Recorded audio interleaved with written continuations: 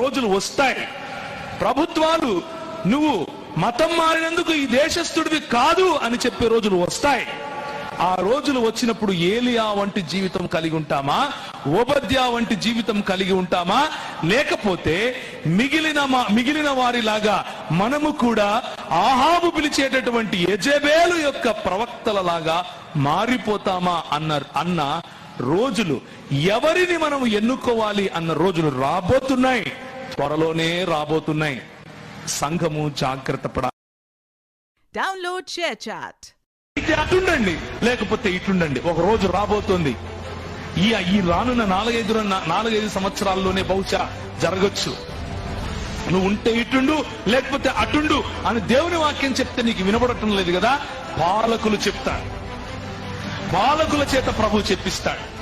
పాలకుల చేత ప్రభు చెప్పించినప్పుడు ఓడి గగ్గోలు పెడుదురు గాని అప్పుడు తెలుస్తుంది నిజమైనటువంటి క్రైస్తవుడు ఎవరు, నిజమైనటువంటి క్రైస్తవుడు ఎవరు కాదు అని.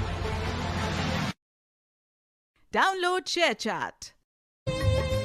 చాలా సంవత్సరాల నుంచి, అంటే 2000 సంవత్సరంలో భక్త సింగ్ అంకుల్ గారు ఆయన చనిపోయినప్పుడు కొన్ని వేల మంది హైదరాబాద్ లో ఆయన పార్థివ దేహం వెనకల నడవటం, ఆయన సాక్ష్యాన్ని అనేక మంది వినటం, చూడటం, దాని ద్వారా అందులో నేను ఒకటి. అందులో ఆ రోజు సాయంకాలం ఆయన భూస్థాపన కార్యక్రమంలోనే నేను ఉత్తర భారతదేశానికి పరిచర్యకు వెళ్ళాలి అని నిర్ణయించుకుని వెళ్ళాను. Download share chat.